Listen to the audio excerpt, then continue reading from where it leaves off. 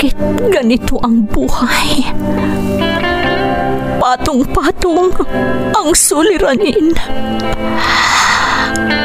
Bakit kahit anong aking gawin, di ko mahagilap ang solusyon? Bakit napakadilim ng mundo para sa akin? Kailan sisikat ang araw upang lumiwanag ang daang aking tinatahak? Upang lumiwanag ang aking mundo? Bakit napakailap sa akin ng magandang kapalaran? Napipili ba ang dapat mabuhay ng matiwasay? Ang dapat lumigaya? Tao rin ako.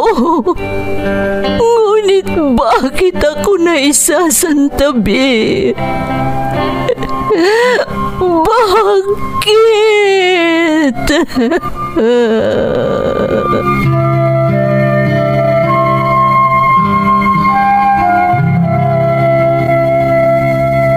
Puno ang mundo ng suliranin. Ang solusyon, umaapaw din. Sa bawat pagpatak ng luha, katumbas nito ay ligaya. Sa tuwing sasapit ang gabi, darating ang bagong umaga. At sa tuwing tayo ay nadarapa, sa ating pagtingala, may malalakas na bisig na handang humatak sa ating muling pagtindig. Bakas ng lumipas.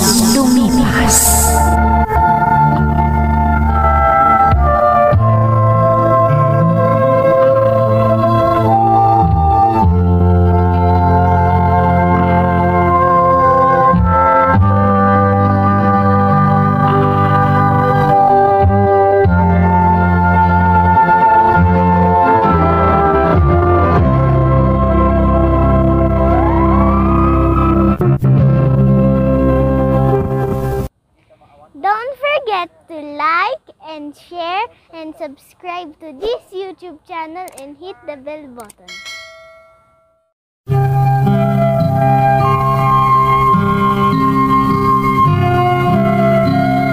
Magandang araw sa inyong lahat.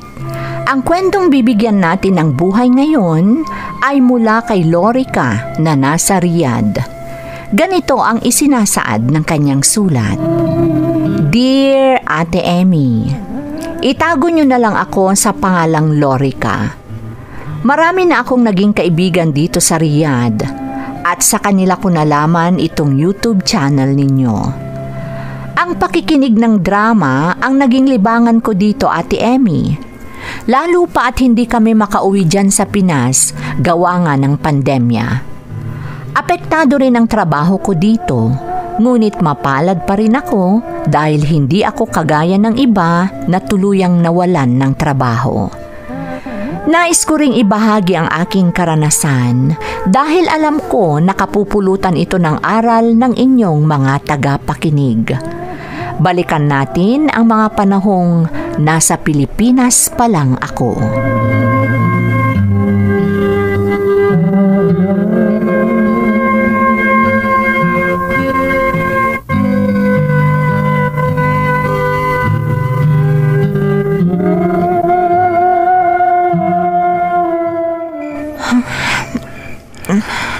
Ano bang nangyayari sa'yo, Lorica?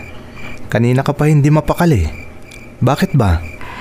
Kailan kaya tayo aasenso, Rodel? Ha? Bakit? Maayos naman ang buhay natin, ah. Ha? Paano mo nasabi yan? Kawawa nga akong nagbabudget ang kita mo sa tricycle. Lorica? Tingnan mo nga itong kwarto natin. Napakasikip. Napakainit pag ganitong gabi. Hindi man lang ako makatulog ng maayos.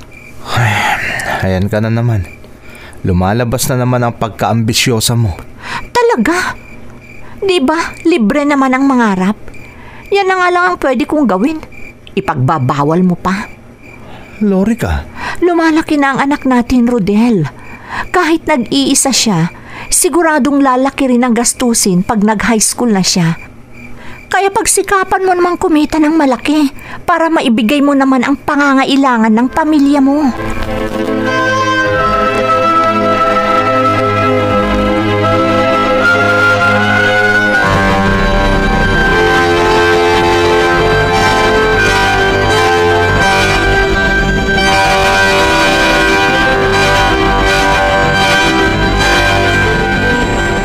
Lorica, parang alam ko na kung bakit hindi nag-almusal bago nagpasada ang asawa mo. Tay, Siguradong kinulit mo na naman. sinabi ko lang naman sa kanya na hindi na sapat ang kinikita niya sa pagta-tricycle para mabuhay kami. Anak, bakit yung ibang kapitbahay natin? Para lang silang naglalaro sa pagbibiyahe ng tricycle. Kontento naman sila sa buhay nila. Kung sila, Itay. Pero ako, mataas ang pangarap ko. Ganun naman pala. Bakit hindi ka nagtapos ng pag-aaral? Isinakripisyo namin ng inay mo nung nabubuhay pa siya na pag-aralin ka. Pero anong ginawa mo? Ang tigas ng ulo mo. Puro barkada at paglalakwat sa ang inatupag mo. Ayan na naman kayo. Maninisi na naman kayo, Itay. Sinasabi ko lang ang totoo, anak. Kung pinagbuti mo lang noon ang pag-aaral mo, di maganda sana ang buhay mo ngayon. Puro ka barkada noon. Saka ka na lang nagbago noong pinakasalan ka ni Rodel. Mahal ko po si Rodel, Itay. Kaya ako nagbago. Oh, mahal mo naman pala. Ditulungan mo siyang maghanap buhay. Huwag yung iaasa mo sa kanya ang lahat. Tapos magrereklamo ka na kung ano lang ang kaya niyang ibigay sa'yo. Nakikita mo naman kung paano siya magtrabaho. Mag-asawa kayo ni Rodel, anak. Kung gusto niyong guminhawa ang buhay niyo, abay magtulungan kayo. Hindi yung puro ka na lang mando at utos sa asawa mo. Tandaan mo itong mga sinasabi ko sa iyo, anak.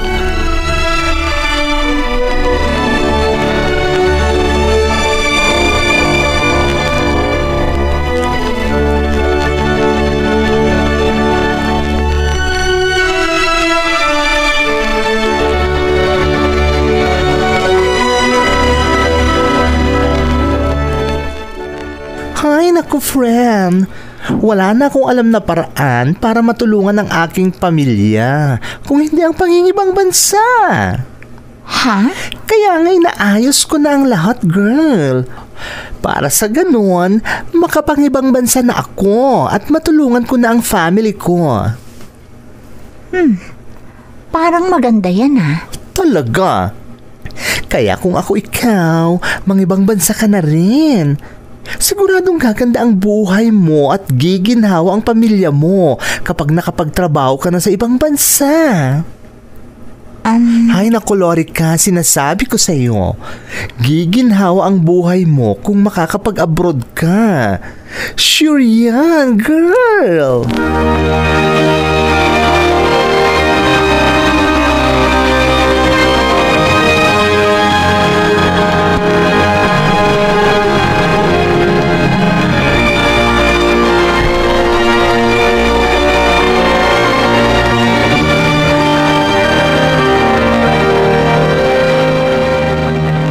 Alam mo, anak, hindi basta-basta ang pag-a-abroad. Ang daming naluloko na nag-a-abroad. Umaasa silang makakapangibang bansa sila agad. Yun pala, naitakbo na ang pera nila. Napeke pala sila ng mga illegal na recruiter. Tay, Lalo na ikaw, hindi ka nakapagtapos ng pag-aaral mo. Madali ka lang nilang lokohin. Pag-isipan mong mabuti yan, Lorica. Kung ano yung pinapasok mo, huwag kang basta-basta nagpapaengganyo. Huwag kang basta-basta nagdedesisyon at baka magsisi ka sa bandang huli.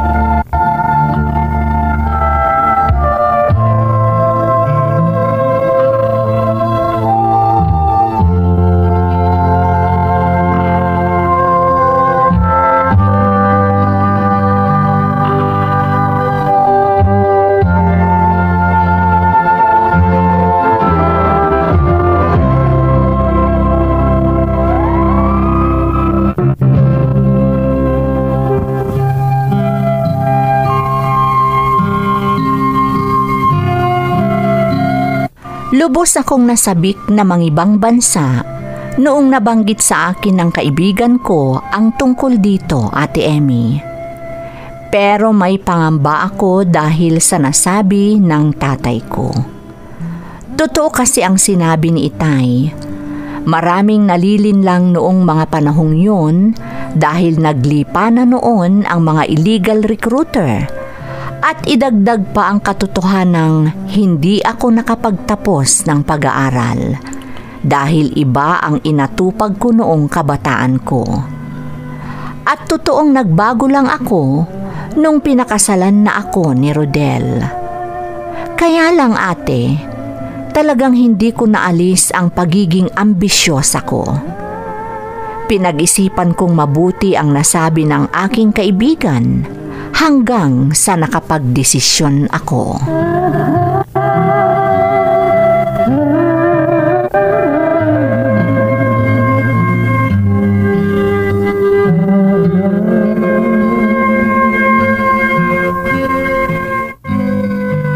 Rodel, sana maunawaan mo ako. Alam kong kakayanin ko ang mangibang bansa. Sana payagan mo ako. Lorica, gusto kong guminhawa ang buhay natin. Gusto kitang tulungan sa paghahanap buhay. Rodel, please. Gusto ko talagang makapag-abroad. Delikado doon, Lorica. Bukod sa malayo ka na sa amin, alam nating pareho na napakadali mong mawalan ng pag-asa. Rodel, paano kung meron kang hindi magustuhang mangyari sa iyo sa ibang bansa? Sino ang tatakbuhan mo para mahingan ng tulong? Napakalayo namin sa iyo dahil nandito kami sa Pilipinas. Ayokong mapahamak ka doon, Lorica. Alam mo namang mahal na mahal kita. Mahal na mahal din kita, Rodel. Kayong dalawa ng anak natin. Kaya gusto kong guminhawa naman ang buhay natin.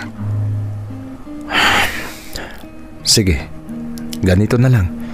Para wala na tayong pagtalunan pa. At dahil nalilitan ka sa kita ko sa pamamasada ng tricycle, ako na lang ang mangingibang bansa. Ha? Totoo, Rodel? Oo, Lorica. Narinig mo naman ang sinabi ko, di ba? Ako ang lalaki. Kaya ako ang dapat maghanap buhay para sa pamilya natin. Kaya ako na lang ang mangingibang bansa.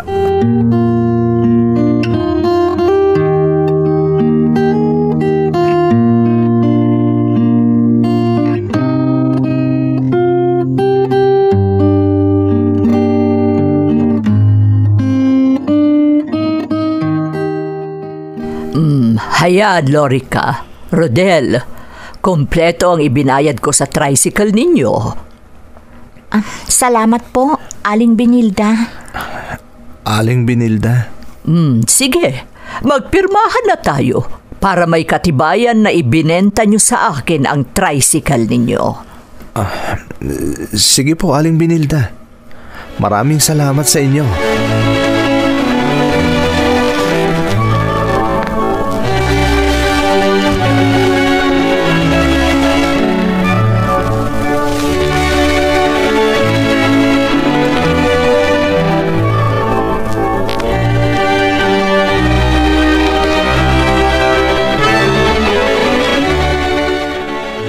Kapag nasa abroad na si Itay, Sigurado hindi na ako titigil sa pag-aaral, di ba, Nay? Oo anak, siguradong tuloy-tuloy ang pag-aaral mo. Hindi ka titigil hanggang sa makapagtapos ka. Gusto ko yan, Nay. Gusto ko kasi maging doktor. Ha? Gusto mong maging doktor, anak? Opo, Nay. Pangarap ko yan. Gusto ko maging doktor. Huwag kang mag-alala, anak. Kayang-kaya ka na naming pag-aralin ng pagkadoktor, lalo na pag nasa ibang bansa na ang tatay mo. Pangako yan, anak. Asahan ko yan, Nay, ha? At maraming salamat po.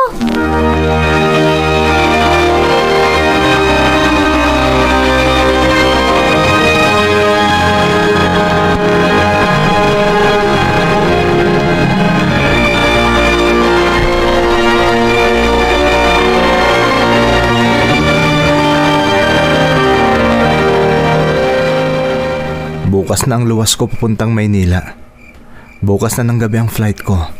Mag-iingat ka doon, ha, Rodel? Huwag mong pabayaan ang sarili mo. Kung ako lang ang masusunod, Lorica, ayoko sanang magkahiwa-hiwalay tayong magpapamilya. Pero dahil gusto mong guminawa, sige, aalis ako. Mag-abroad ako. Rodel, huwag mong pabayaan ang anak natin, ha? Asikasuhin at alagaan mo siyang mabuti.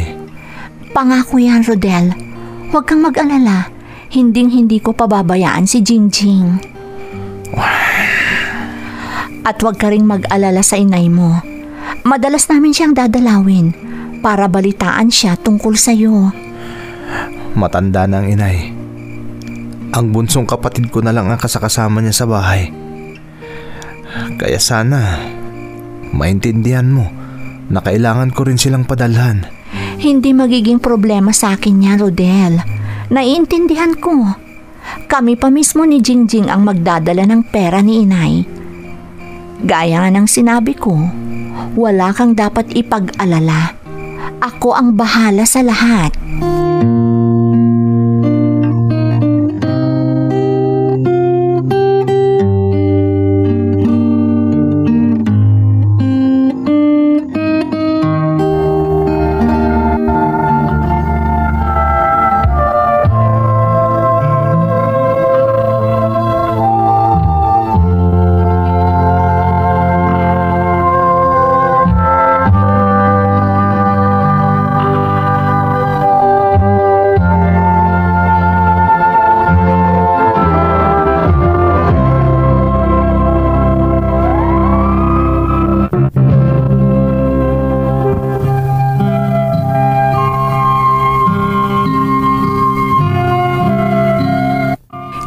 Nasa kaulapan ako noong nakapangibang bansa na ang asawa kong si Rodel at Emmy.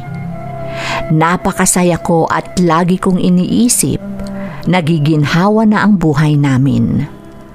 Kung dati ay halos ayokong nakikita ako ng mga kapitbahay naming naglalakad-lakad sa aming lugar, nagbago ang lahat noong nakapangibang bansa na ang asawa ko.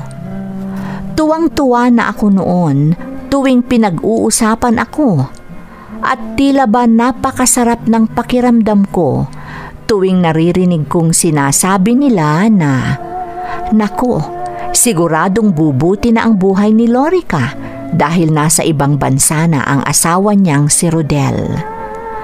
Aaminin kong naging mayabang at hambog ako at inuna ko ang mga material na bagay na makapagbibigay sa akin ng kasiyahan.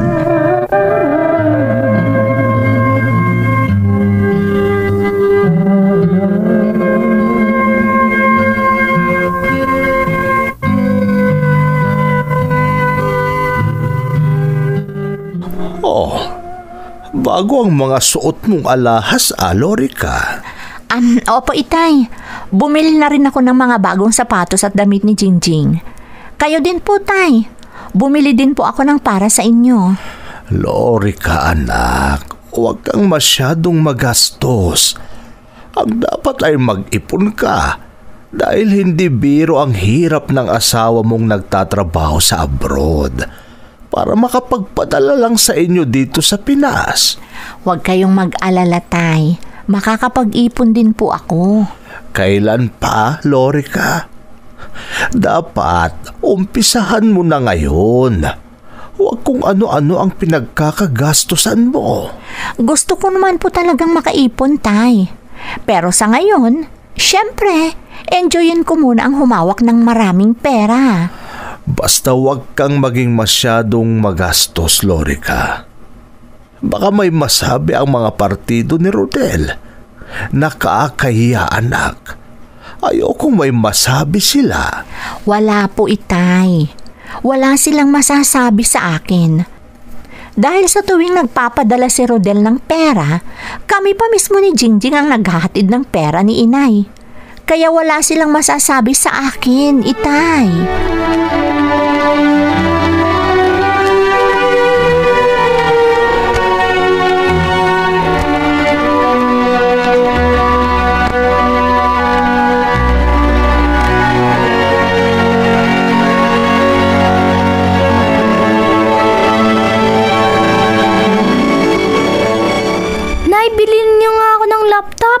Ayaw ko na yung computer ko. Sabi kasi ng classmate ko, mas maganda daw ang laptop. Paano na ang computer mo? Ano na ang gagawin mo doon? Di gamitin yun na lang kung mag-video call kayo ni Itay. May webcam naman yan. Pwede naman kaming mag-video call ng Itay mo dito sa cellphone ko. Bahala na kayo, Nay, kung anong gagawin niyo sa computer. Basta gusto ko ng laptop. Madadala ko yun sa school. Parang yung mga classmate ko. Ganun ba, anak? Opo, Nay. O siya, sige.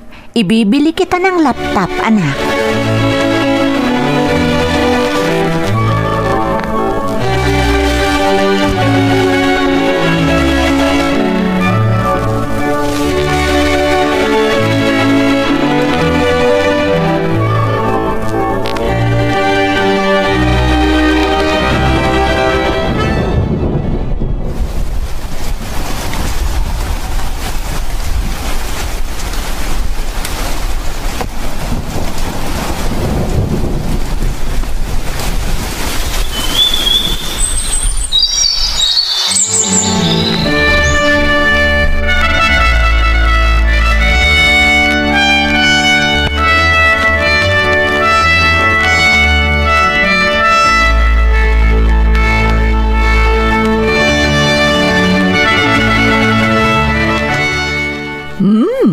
Talaga naman, Lorica. 2 taon pa lang si Rodel sa abroad, pero napakalaki na ng ipinagbago mo. Oo naman, Aling Benilda. Alangan namang magmukha akong losyang, nasa abroad ang asawa ko. Kailangan naman na makita ng mga kapitbahay namin na nagbago na ang estado namin sa buhay. Kaya dapat lang na may makita silang pagbabago. Hindi ba, Aling Benilda? Oo naman, Lorica. Siya, sige. Maiwan muna kita dito.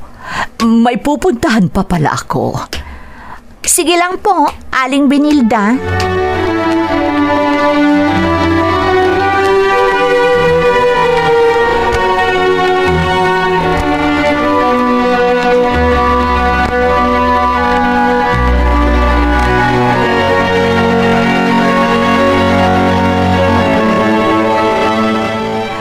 Kumusta ka na dyan, Rodel? Okay naman ako dito, Lorica. Bakit? Inuubo ka? Walang ano man ito. Naninibago lang ako sa klima. Huwag kang mag-alala. Ganun ba? Sa bagay, maski dito, pabago-bago din ang klima. Oo nga eh. Kumusta naman kayo dyan? Huwag mo kaming alalahanin dito. Ikaw ang mag-iingat dyan. Alagaan mo ang sarili mo, ha? Malayo kami sa'yo. Walang mag-aalaga sa'yo dyan. Huwag kang mag-alala. Ginagawa ko naman yan. Sana nag-iipon ka, Lorica. Huwag mong basta-basta gastusin sa walang kwentang bagay ang pinaghihirapan ko dito, ha? Para sa kinabukasan niyo ng anak natin ang lahat ng ginagawa ko. Ginagawa ko naman yan, kaya huwag kang mag-alala. Wala kang dapat ikabahala, Rodel.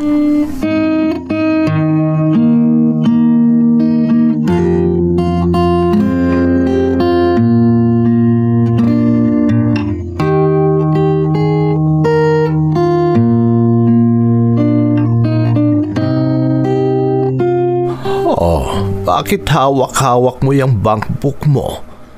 At parang hindi ka mapakali, Lorica. Itay, wala na pong laman ang bankbook namin. Wala na po kaming savings. At 4 na buwan nang hindi nagpapadala si Rodel. Ano? Bakit kaya? Ewan ko nga po, Itay. Tinatawagan ko si Rodel pero hindi ko makontak. Pati sa social media, hindi rin makontak. Bakit ganon? Anong nangyayari? Hindi ko rin po alam. Nag-aalala na nga po ako. Lalo pa't parang may sakit siya nung huling magkausap kami. Oh, bakit nabigla ka sa nakita mo sa cellphone mo? Sino ba yung tumatawag? No subject naman po ang nakalagay. Sino kaya itong tumatawag? Ang mabuti pa, sagutin mo para malaman mo kung sino. Baka naman mahalaga ang sasabihin niyan. Sige po. Hello? Yes. I'm his wife.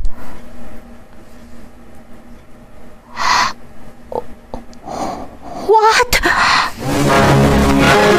No! No! That's not true! Lorica! My husband is not dead! That's not true!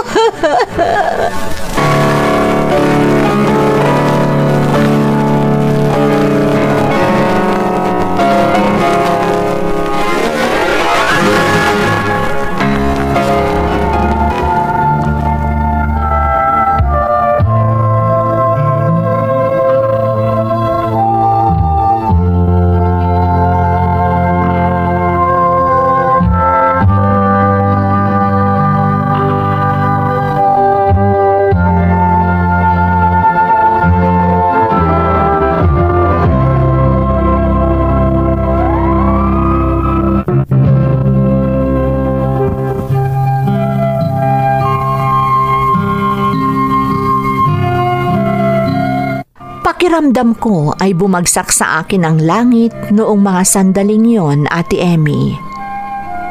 Yumao ang aking asawa sa bansang kinaroroonan niya dahil napabayaan daw siya noong siya ay nagkasakit.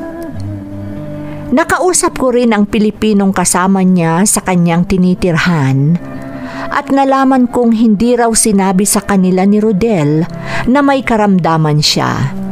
Dahil ang gusto daw niya, makaipon agad para makauwi na at muli kaming magkakapiling. Lalo akong nakonsensya sa mga nalaman ko. Dahil talagang wala akong naipon, kaya wala akong nagawa kundi umiyak habang hinihintay kong dumating ang mga labi ng aking asawa. Hindi man nagsalita noon ang aking biyanan, ramdam kong sinisisi niya ako dahil hindi naman nailihim sa kanila ang pagiging magastos ko. Noong nailibing ang aking asawa, kahit labis pa rin akong nagdadalamhati, nagpasya akong mangibang bansa at pinalad naman akong nakatagpo ng mabuting amo. Kaya hanggang ngayon, narito pa rin ako sa Riyadh. Ngayon, ate, bawat sentimong aking kinikita ay binibigyan ko ng halaga dahil mahirap magtrabaho at malayo sa minamahal ko sa buhay. Aaminin kong sariwa pa ang sugat na dulot ng pagpanaw ng aking asawa, ate. Pero kailangan kong maging matatag para sa mga taong umaasa sa akin. Ito ang aking kwento. Lubos na gumagalang, Lorica. Lorica, mapait ang iyong naging karanasan dahil kinailangan pang mawala ang iyong minamahal bago ka natauhan. Pero sadyang may mga ganyang pangyayari na sakalang matatauhan ang tao kapag wala na ang taong mahalaga sa kanya. Pero pinupuri kita dahil naging matatag ka. Nababatid kong ginawa mong hamon ang iyong naging karanasan para maituwid mo ang iyong mga pagkakamali at maipagpatuloy mo ang responsibilidad na naiwan ng iyong asawa sa inyong anak. Ipagpatuloy mo ang pagiging matibay at huwag mo sanang kakaligtaan ang laging manalangin at humingi ng tulong sa Poong lumikha. Muli, maraming salamat sa pagbabahagi ng iyong kwento dito sa ating programa, Bakas ng Lumipas. Di mabubura